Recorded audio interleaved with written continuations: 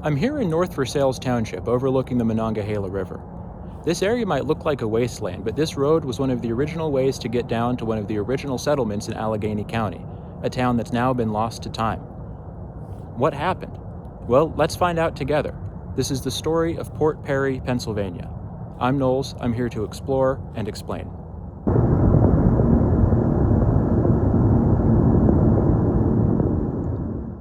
The story of Port Perry begins, like any good Western Pennsylvania story, with the British defeating the French at Fort Duquesne in 1758. On the same day that General Forbes declared the area to be under British control and renamed it Fort Pitt, he sent out a squad of 14 soldiers to the mouth of Turtle Creek to build a sawmill there, which would provide lumber for the new Fort Pitt. Right across Turtle Creek was Braddock's Field, where the English General Braddock had been defeated by the French and their Native American allies just 3 years prior. The history of Braddock's Field and Port Perry would be forever linked. It might be an exaggeration to call it a town just yet, but Port Perry had begun. A settler named John Perry laid out the streets and lots in 1793. It was advertised as a prime location, lots of virgin timber, access to the river, access to Turtle Creek. But there was one natural resource that Mr. Perry had not anticipated. There was a lot of coal in the big hill behind town, and it began to be mined in 1835. Remember that this area was still the frontier well into the 19th century. One of the first guys to travel out here was a guy named Zadok Kramer, who wrote this series of guidebooks called The Navigator, where he told you how to travel the waters between the Allegheny Mountains and New Orleans. He provided places like towns and forts where you could resupply and spend the night, and he included places to be avoided like sandbars and snags. In the 1802 edition of The Navigator, he lists Perrystown at the mouth of Turtle Creek and says that there is a long, difficult rapid at the mouth. He doesn't say much else about it. He does, however, mention Braddock's defeat right across the creek. In the 1811 edition of The Navigator, Kramer again mentions the long, difficult rapids, but this time he doesn't even name the town. He just says it, quote, has not progressed. Meanwhile, he mentions in Braddock's Fields that farmers are plowing up the bones of fallen soldiers and that trees there bear the marks of musket balls. So that's pretty metal. There isn't a whole lot of evidence of this being a road as we walk down, except for some of the asphalt that gets washed away, or I should say gets exposed when the leaves get washed away. But I'd like to point this out, that even the old roads in Pittsburgh have huge potholes. The town was bypassed by the early roads, and it was slow to grow until the 1840s, when a new street map was drawn up and Lock and Dam No. 2 were built across the Monongahela River. More trade meant more residents, including the lockkeeper and his family. In 1840, just before the lock and dam were built, only 8 families had called the place home. It became a typical Western Pennsylvania river town of the time, populated mostly by men who never actually came ashore, boat captains and coal traders with their flatboats, but their wives and children lived in town. By 1850, there was a post office and there was a Methodist Episcopal church. In 1888, there was one notable event that drew a lot of attention to the town. See, the locks are closed on Sunday, right? No traffic. You can't do work on the Sabbath. Well, this one boat captain is coming upriver with a tow of empty barges, and he apparently has somewhere very important he needs to be.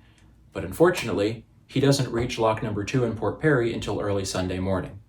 He pleads with the lockkeeper. He says, please, I have to go through. And the lockkeeper says, sorry, bud, you're stuck. The way we do things around here, you're not moving through on Sunday.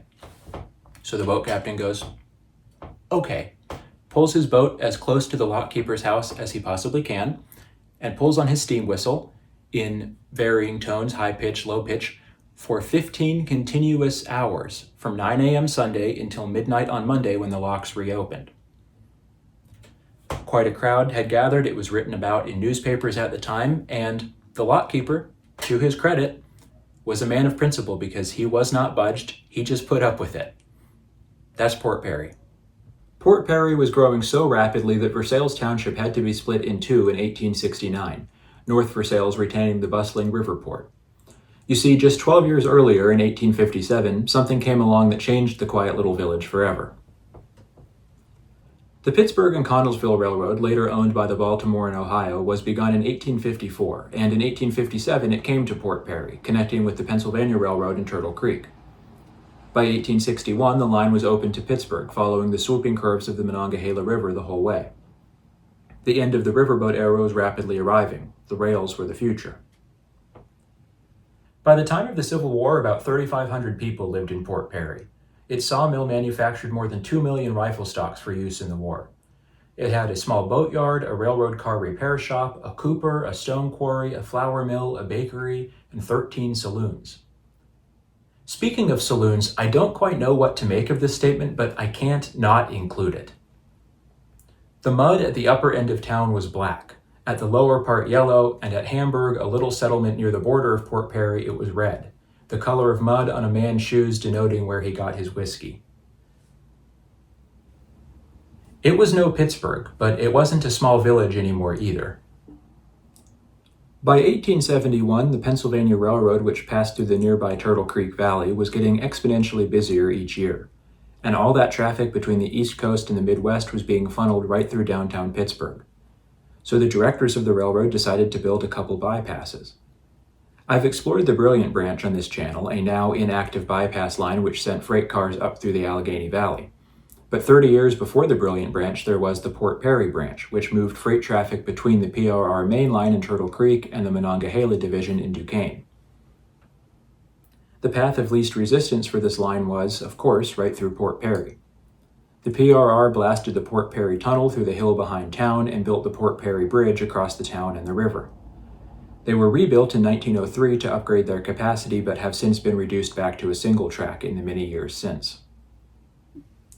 In 1883, the Pittsburgh, McKeesport, and Youghiogheny Railroad, later owned by the Pittsburgh and Lake Erie, opened from the south side of Pittsburgh to Connellsville, using the south side of the Monongahela River as its route until swinging across the river between Homestead and Rankin, and then paralleling the B&O route through Port Perry. So Port Perry was no Pittsburgh, but it was beginning to look like a miniature. Not only were steamboats docked there at all hours of the day, but each year every railroad got busier and busier. And then, in 1875, Andrew Carnegie's first integrated steel mill, the Edgar Thomson Works, opened for business right across Turtle Creek, in the same field where General Braddock had been defeated in 1755, and where soldiers' bones were being tilled at the turn of the prior century.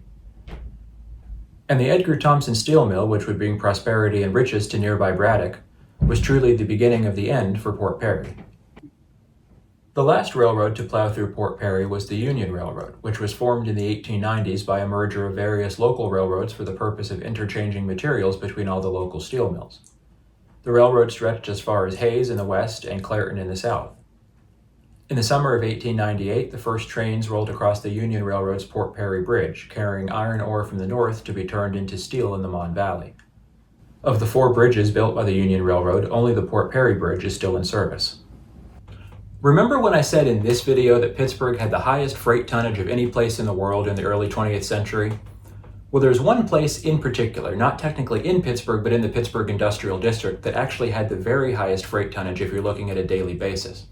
Do you want to guess where that place was?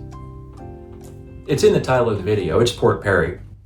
Over 133 million tons of freight moved through this tiny town in 1914. Adjusted for inflation, that's worth over $19 billion in 2025. That's 6 times the amount of freight that moved through the Suez Canal in 1914 and twice the amount from New York and Liverpool combined. By the late 1800s, the coal had begun to run out. And while Braddock's population climbed, Port Perry's dropped to about 1,100. Yet there were still about 40 houses, an elementary school, a hotel made of beautiful yellow brick, and 3 grocery stores. As the Pittsburgh Weekly Gazette reported in 1904, amid this wide and pronounced prosperity, one of the oldest towns in the county is rapidly being blotted off the map, despite the fact that it is a river port, that 5 railroads pass through it, and that at its door is the largest pig iron and steel rail plant in the country. They note that Port Perry became a town of some consequence long before Homestead or Duquesne were thought of, and while Braddock was still principally a cornfield. For the first century of America's existence, Port Perry was a pretty prominent place in history and in geography, while Braddock's Field was something of a historical footnote. But with the rise of steelmaking, the inversion of those 2 statements couldn't be more pronounced. Well, well, well. How the turntables. For a while after the mill opened, Port Perry actually thrived because of it. Cheap housing close to the mill? What's better than that? Braddock was actually further from the mill than Port Perry was at this time, until the mill expanded and got a new furnace system that required more workers, and then the availability of land in Braddock's Field meant the greater availability of cheap housing there. Port Perry was small, it had no more room to grow, and as rail capacity expanded and necessitated the construction of ever more tracks, Braddock's gain was Port Perry's loss. Consequently, Lock and Dam No. 2 were demolished when the new Lock and Dam No. 2 were constructed in Braddock in 1905 to provide more slackwater access for the mill. By 1904, Port Perry was already a shell of itself, with fewer than 500 people living there. Many longtime residents had moved to Braddock because that's where the stores and the doctors were. Many houses went unrepaired under the constant threat of further railroad expansion. In 1904, according to that article from the Pittsburgh Weekly Gazette, debris from a row of demolished houses had been lying in place for more than a dozen years. And by 1904, Port Perry had been removed from the timetables of all the railroads that passed through it. After an expansion to the mill in 1923, Port Perry was cut off completely from Braddock, leaving that skinny road heading up the hill, the one that I entered town on, as the only way into and out of town. And here's a fun Google Earth find for you. Old maps show the pre-1923 road crossing Turtle Creek and connecting to Braddock Avenue. There's no evidence of a bridge, but there is an old tunnel passing underneath the tracks, and it lines up with these old curbs on Braddock Avenue. Okay, so I made it down to the bottom of the hill to probably the last piece of infrastructure remaining in Port Perry, which is the old road bridge over the railroad branch that leads into the Port Perry Tunnel, which is right over there. I really want to go further. I really want to get closer to the Edgar Thomson Works and see the railroad yard closer up. But I don't know if you can tell how thin this shell of asphalt is on top of this bridge, and there's like 5 holes in it that I could fit into right now. So I really don't feel like falling 40 feet onto a railroad for the chance of maybe seeing something that I can't already see on Google Earth. This is as far as I'm going to go. You get the gist of what I'm looking at here. I'm going to spin the camera around. I'm going to do it without my face in it as well, so you can see what the town was, where it was. But here's a good view, right? You get Kennywood in the background, you get the Port Perry Bridge and the other railroad bridge there, and the railroad yards where town used to be. Spin it around, Edgar Thomson Works, and I'll spin around one more time. Slowly, I don't want to make you seasick. The old road where I started my journey up at the top there. So that's it. That's what's left of Port Perry. This 1938 aerial imagery may be the last map to ever show Port Perry, and it shows how much of the town had already been demolished. The last house in Port Perry was razed in 1944. Bricks from the demolished hotel were used to build the Mount Carmel Baptist Church here in Crestus Terrace in 1927. Many former residents of Port Perry ended up in this hilltop community. That church was rebuilt in 1995, and it's the one you see here behind me. But this bell, proudly displayed in the front, is the original grade school bell from Port Perry. We are so used to towns dying in western Pennsylvania that Port Perry's story hardly seems worth retelling. But I think it's important because it's not the same story that we've heard again and again and again. It's not that the town died because a steel mill closed up. It's that the town died because the world's most successful steel mill became more and more successful. If it weren't for the Edgar Thomson Works, Port Perry would probably still be there, and Braddock might still be a cornfield. Port Perry would probably resemble Georgetown in Beaver County, or Coulter along the Allegheny River. Former river towns that, sure, used to be a little richer, but are perfectly nice, fine places to live nowadays. But the mill had to expand.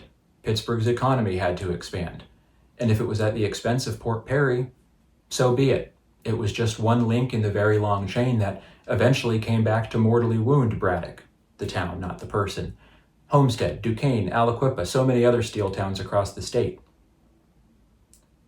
Port Perry is the Industrial Revolution. Port Perry is the 19th century in America. And Port Perry is no more. Well, that's about all there is to see today. So thank you for watching, and if you want to see more videos like this, make sure to subscribe to the channel. I will see you next time.